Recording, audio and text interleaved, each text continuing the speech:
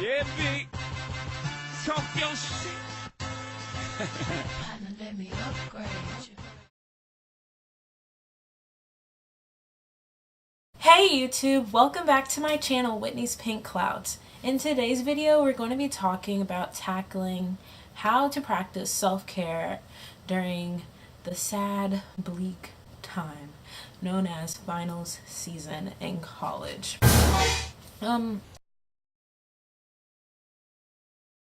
This video I've been really excited to do because I think so many people just kind of need help learning and just talking about practicing self-care during college. I think self-care has kind of gotten one of those like buzzword things where people are like, now it's like, oh, I'm gonna just buy this for like self-care, and so it has become more popularized lately, so that's good. But I feel like there's components to self-care that people also are still not putting together with these like actions, such as like doing face masks and stuff like that.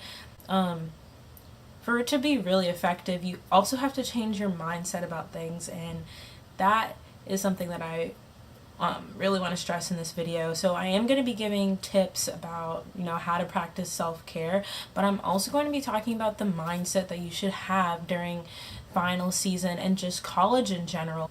Mainly because I think some people are struggling because while they have these like self-care nights, the next day they might feel good in that like moment, but then the next day they might still just feel like crap, and they're like, okay, well, did that even really work for me? And I think part of the reason why it's not working is because there's another step that you need to take, which I'll be talking about today. So I'd like to make like an analogy about the benefits of self-care and what self-care is really, what it like really is and what it's meant to do. So imagine that you are a flower.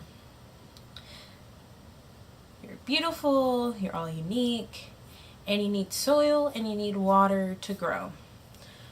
And imagine the soil being kind of like your nutrients. It's your brain, it's like your foundation.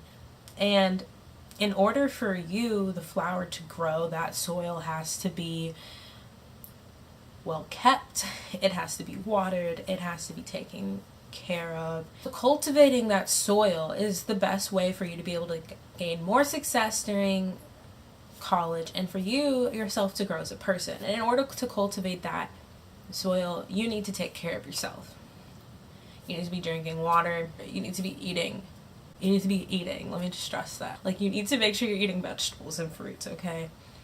Hardcore. Also, at me, if you have time, go to the gym. When you're cultivating the soil, that is your mind, that is your like base, through self-care, you're basically regaining a sense of control. That's the biggest thing about self-care. Self-care allows you to be like, hey, I'm going to take the time to spend time with myself so that I can do better, so that I can feel better.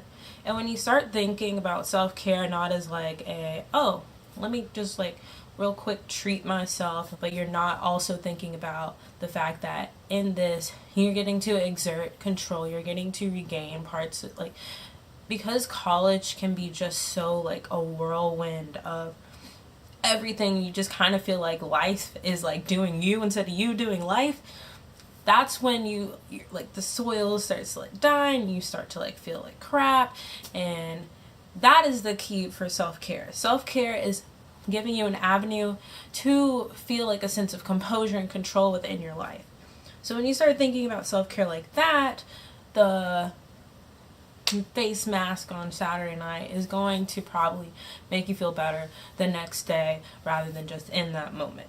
You really want to make sure that when you are practicing self-care, that you are recognizing that you do have control over your life. You do have control over your actions, and you can help yourself, and you can do it. Like, for me, whenever I'm doing like things that like self-care things, I always think about like taking my time and doing it, kind of just like really being in the moment. And in this is like part of mindfulness. If you watch any of my mindfulness videos, another mistake people make when they're practicing self-care is that while they're doing the face mask, they're also thinking about 20 bajillion different other things, going crazy, and you're not truly focusing on that moment. And part of self-care is, in order to regain that control, you have to make sure you're in the moment. Really have to make sure I set time aside where I like turn my phone off and like only focus on that moment and force myself to not let my brain go in 20 different bajillion directions. So that's something that's super important when you're practicing self-care. And I think if you take those steps, the step of just being in that moment during your self-care, and the step of making sure that you're thinking about it in a sense of regaining control and cultivating that soil so that you can grow, I think your self-care, things that you do for self-care, those will work better for you. It'll work better for you, and I hope that helps. Yeah. Second part of this video is about, well, if you are looking for more ideas about what to do in order to practice self-care, here's my list. So number 1, an accomplishments list.